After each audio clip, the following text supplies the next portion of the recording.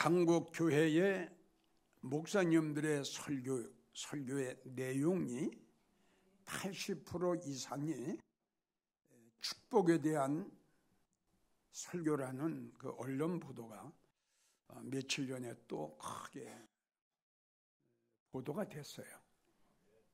설교의 내용이 80% 이상이 복받아라, 이 내용으로 설교를 하는 목사. 자, 또 여러분들이 이건 그전에 언론 보도에 나온 걸 여러분들이 알겠지만, 성도님이 왜 교회를 나갑니까? 그랬더니 93%가 뭐라고? 복을 받아서 가정의 행복을 누리기 위해서 교회를 나갑니다. 그리고 건강 때문에 교회 나갑니다. 마음의 평안함을 얻기 위해서 교회를 나갑니다.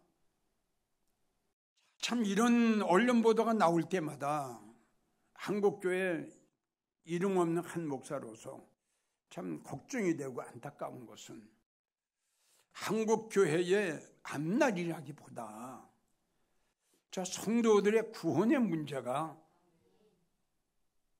염려가 되는 거예요. 어떻게 복을 받아서 행복하게 살기 위해서 교회를 나가고 믿음 생활을 한다? 그게 93%다? 이게 믿으시겠어요?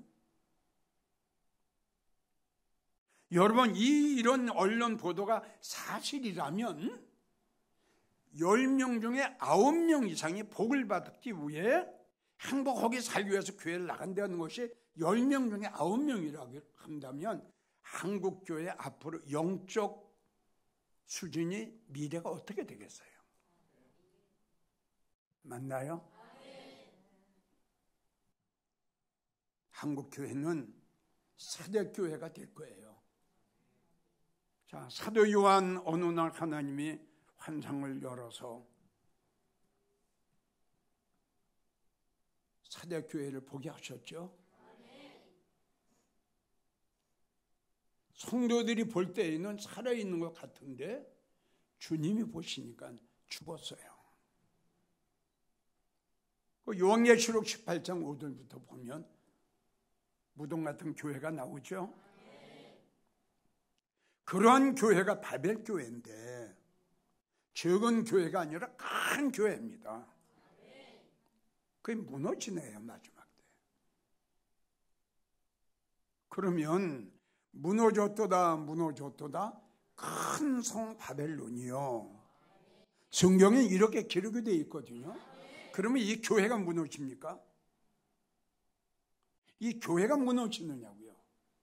아닙니다. 뭐가 무너지나요? 그렇죠. 믿음이 무너집니다.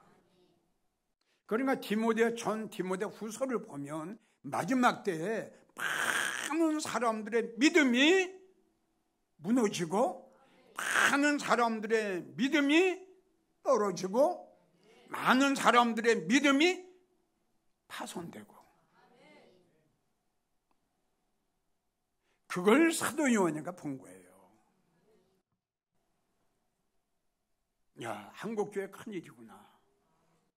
이 건물이 무너지는 거 아닙니다. 성도들의 믿음이 무너지는 거예요. 믿음이 파손되는 거예요. 이게 말세의 징조예요. 그러니까 우리 예수님 누가복음 18장 말씀 오셨죠? 내용이 뭐예요? 내가 올 때 앞으로 더 오잖아요. 무너지고 계속 무너져요. 믿음이 떨어지고. 이게 한국 교회가 문제가 아니라 성도들이 문제예요. 다시 말하지만 구원의 문제하고 이게 연결이 되거든요. 난 이런 보도를 볼 때마다 또 에베소 교회를 생각하게 돼요. 요한계시록 3장을 보면 에베소 교회가 주님 앞에 책망을 받습니다. 내가 너를 책망하노니, 잘 들었으면 좋겠어요. 책망한 내용이 뭐냐 그러면 뭘까요?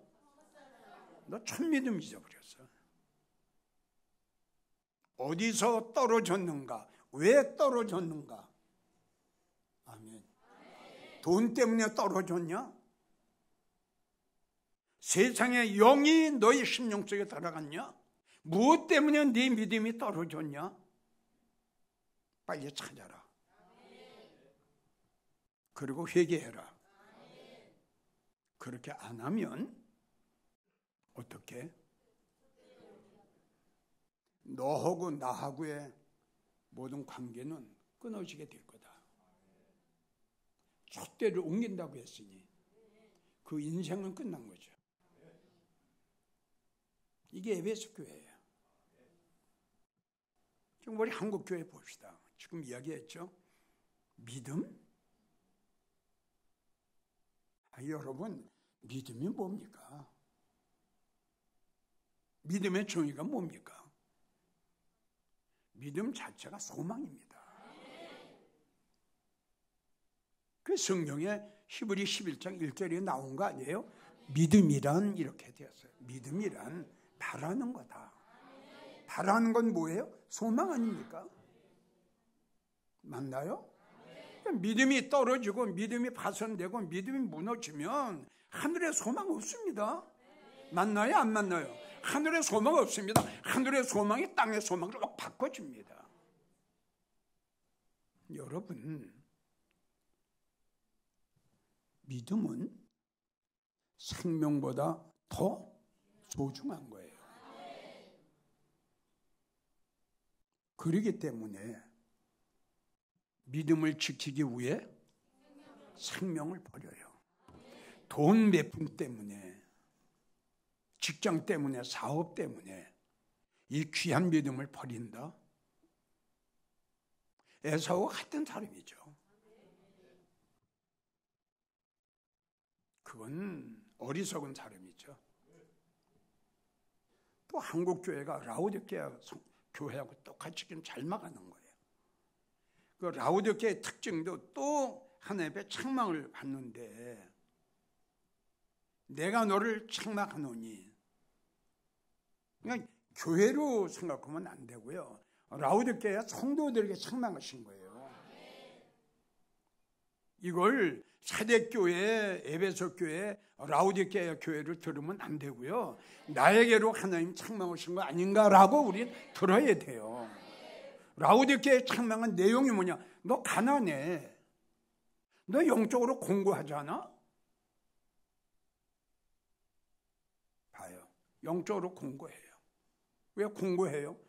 믿음이 없잖아요. 소망도 없어져 버렸죠? 은혜도 없죠? 말씀도 없죠?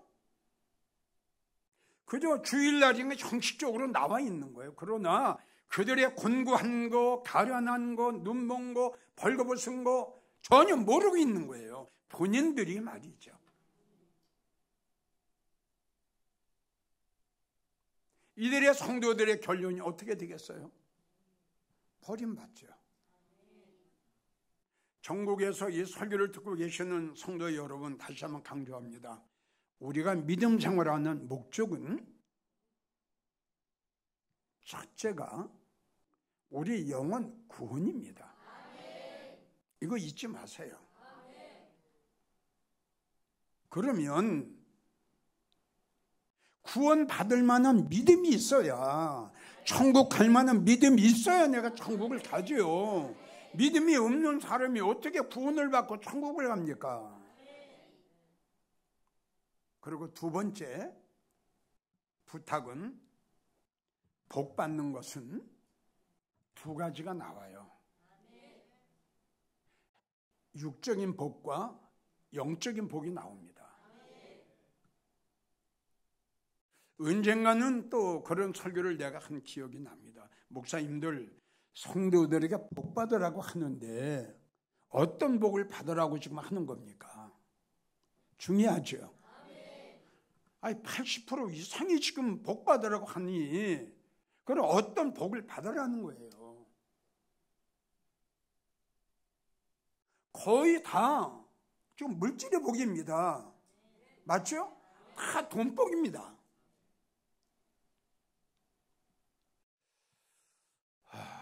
우리 기독교는 이게 아닌데 순교자들 보세요. 명예를 버리고 생명을 버리고 우리가 말하면 사업도 버리고 돈도 버리고 물질도 버립니다.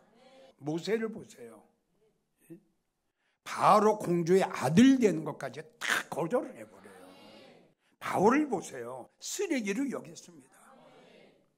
난 모든 걸 쓰레기로 버리고 그리스도 예수 안에서 발견되는 자가 되기로. 이게 믿음인데 이게 되겠어요.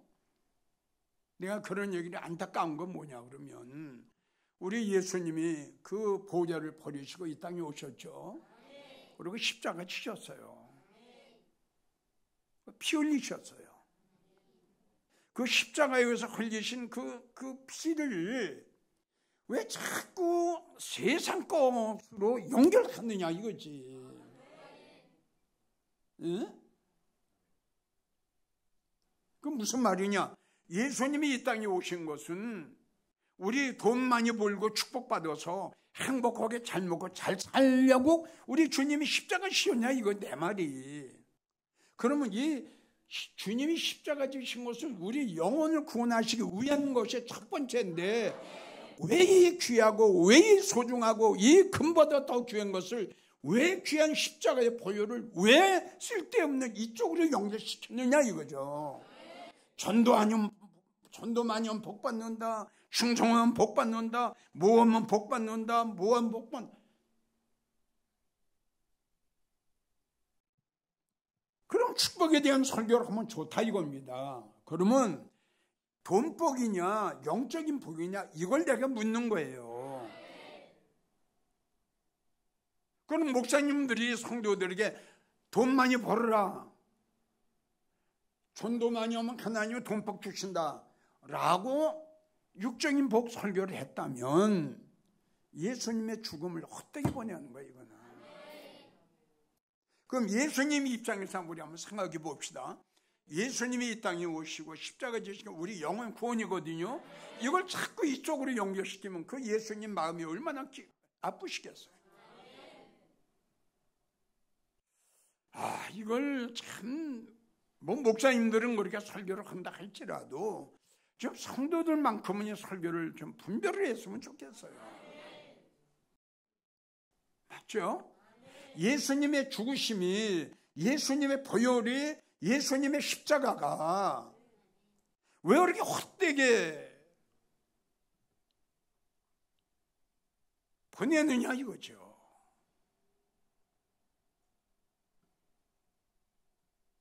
그러니까 목사님들이 성도들에게 복받으라고 할 적에는 분명하게 이걸 갈려줘야 됩니다.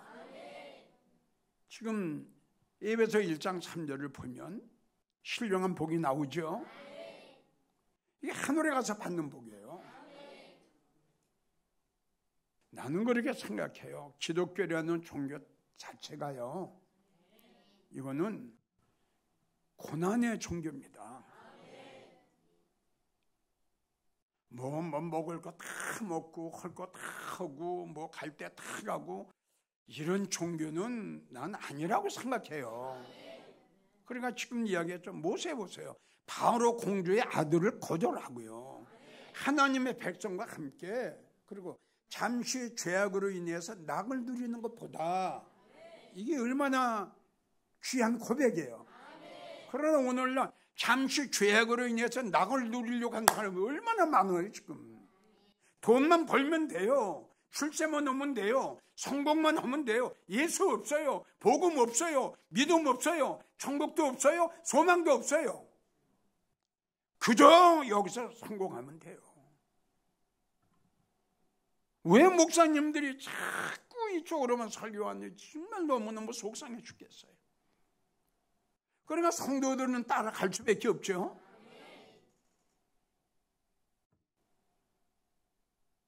돈은 우리에게 필요해요. 돈이 있어야 살아가죠. 그러니까 주님이 말씀, 돈은 필요하다. 이렇게 말씀하셨어요. 디모데전서, 돈은 필요한 것이다. 그러나 사랑은 오지 마라. 그리고 욕심은 내지 마라. 그러니까 믿음 생활하는 목적은 우리 영혼 구원이에요. 영혼 구원. 그리고 두 번째, 우리가 믿는, 우리가 복받기를 원하는 그 복은 신령한 영적인 복과 육적인 복이 있는데, 하나님이, 주님이 말씀하신 것은 돈 복이 아니라, 육적인 복이 아니라 영적인 복이다 이거죠. 그래서 바울도 고린도 전서 14장 16절을 보면 내가 영으로 축복할 때 그랬어요. 근데 고린도 교회 성도들이 영적인 축복을 모릅니다. 그래서 바울이 무식하다 너희 그랬어요. 이게 한국 교회 성도들이에요. 자, 영적 복 받은 성도, 오늘 제목이 뭐죠? 그렇죠. 영적으로 복 받은 성도는 어떤 성도일까요? 주님을 기다리는 성도. 이사야 30장 18절을 보면, 그러니까 이 성경 창세기부터 요한계시록까지 하나님이 말씀하신 복받은 사람이 많을 것 같아요. 5가지, 6가지밖에 없어요. 이 많고 많은 성경 중에. 이래서 복받고 이래서 복받고, 그걸 이제 내가 여러분들에게 소개하는 거예요. 자, 이사야 30장 18절, 무릇 그를 기다리는 자는 거기 아멘이에요. 무릇 그를 기다리는 자는 교회가 세속돼 가고 성도들이 세속화 되어가는 이 시대에 미래보다 현실을 더 중요시, 천국보다 이 땅에 소망을 두고 살아가는 이 시대에 주님보다 세상 것들을 더 사랑하는 성도들, 성공 출세하는 일을 하면 주님도 믿음도 헌시짝처럼 믿음 없이 버리는 이 시대에, 노아 때 같이 악하고 노새 때 같이 믿음의 성도들을 찾아볼 수 없는 이 시대에, 다시요, 노아의 때 같이 악하고 소돔과 고모라 성에서 믿음의 사람 10명을 찾지 못했어. 누가복음 17장 23절, 우리가 살고 있는 때가 노아의 때와 같이, 노새 때와 같이 인자의 임함도 이와 같으리라. 보세요, 앞으로 한국교회 더 믿음의 사람은 없어요. 이건 내 말이 아니라 예수님 말씀인데 어떻게 해요? 큰일 났어요. 진짜 큰일 났어요. 그러니까 주님의 에베소가 책망하신 거 봐요. 너 참 믿음 떨어졌어. 왜 떨어져서? 다 돈 때문에 다 떨어졌어. 근데도 모르고, 그리고 회개도 안 하고 있잖아요. 그러니까 주님 볼 때, 야, 불쌍하다. 참 너 불쌍하다.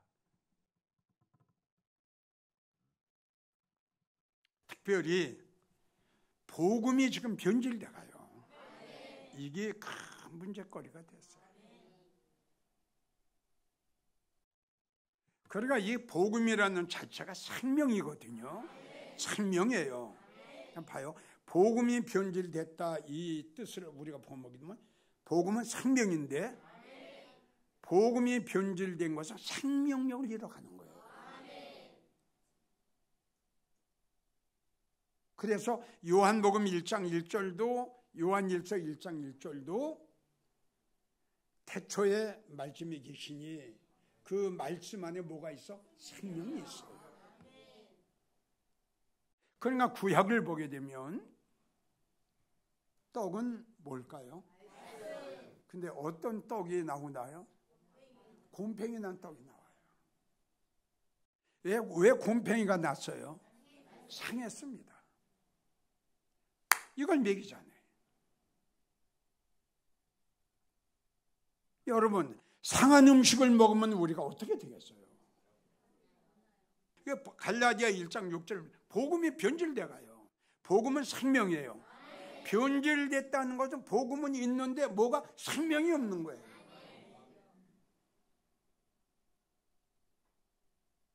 성도들이 이걸 분별을 못하잖아요.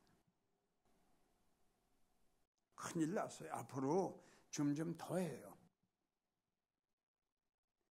나는 분명히 여러분들에게 말씀드리고 싶은 것은 주님을 기다리는 성도들은 정말 특별히 복받은 성도예요.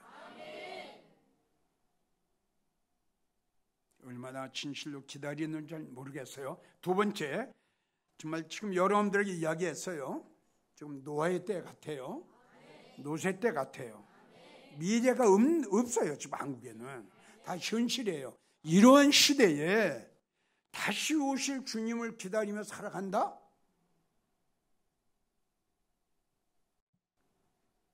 주님 뭐라고 말씀하셨죠? 복받았다.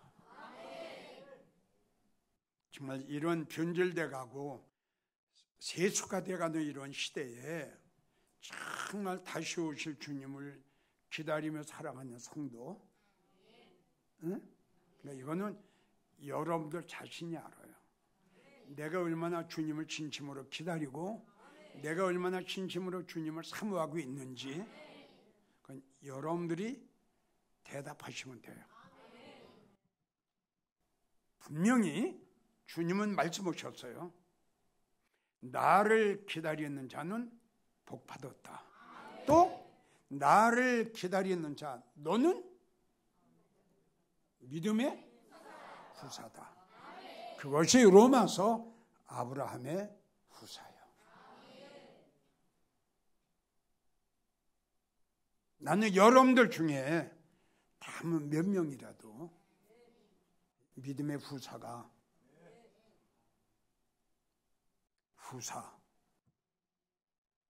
믿음의 후사에게 하나님이 어떤 축복을 주실까요?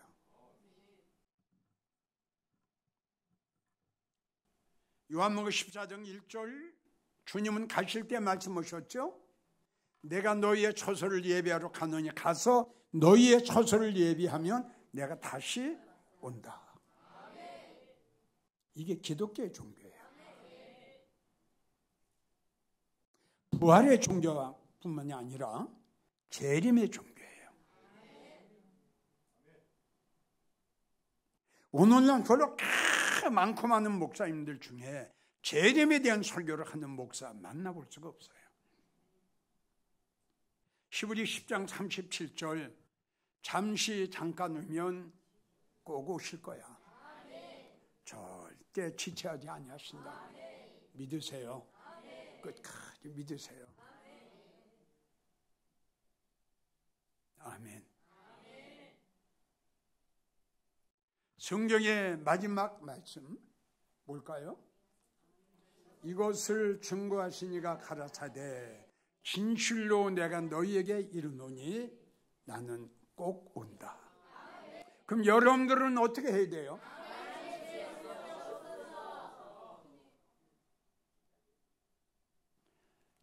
정말 주님을 기다리고 사모하는 성도들은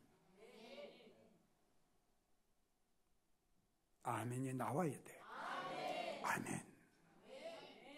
주님 빨리 오세요. 근데 진정으로 주님을 기다리는 성도들은 이런 고백이 나와요.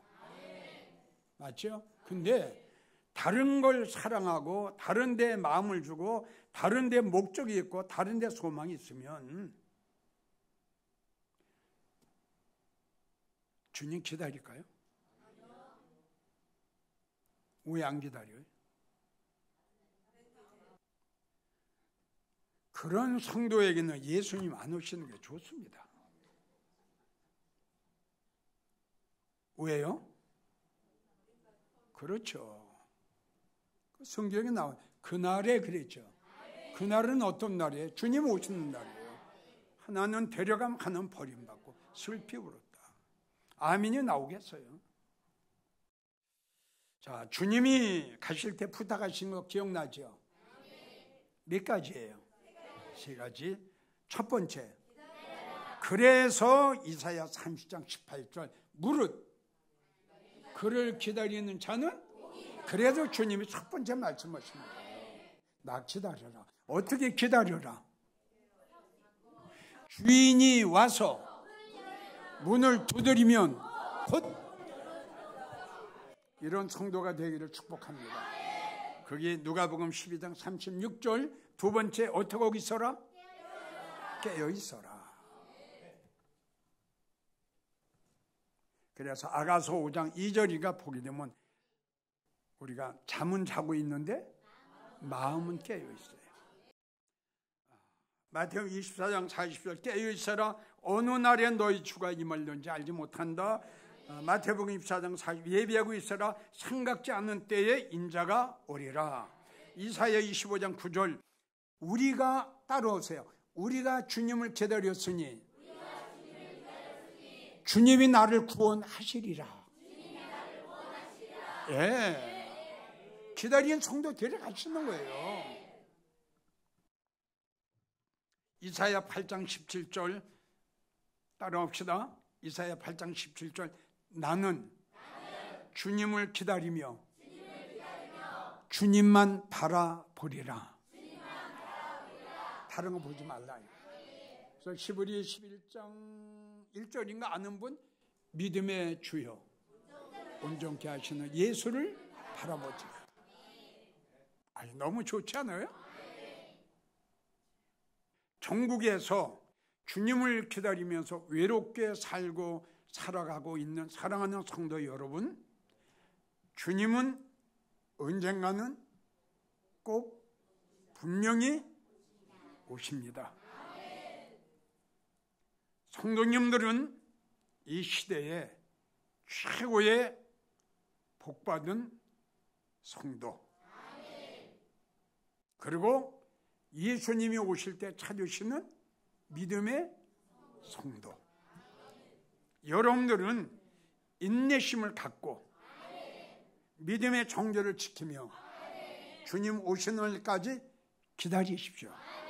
우리 주님이 공중에 임하시는 날 제일 첫 번째 주님을 기다리는 성도를 찾아가실 겁니다. 그날에 여러분들은 여러분들의 세상이 올 겁니다. 그날에 여러분들 제 인생이 시작이 될 겁니다. 힘들고 어렵더라도 조금이라도 복음의 소망에서 흔들리지 말고 일편단심 끝장 보십시오. 주님이 여러분들의 모든 것을 절대적으로 책임져 주실 겁니다. 사랑합니다. 온 마음 다해 주 알기 원하네.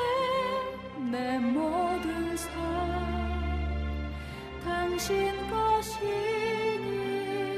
주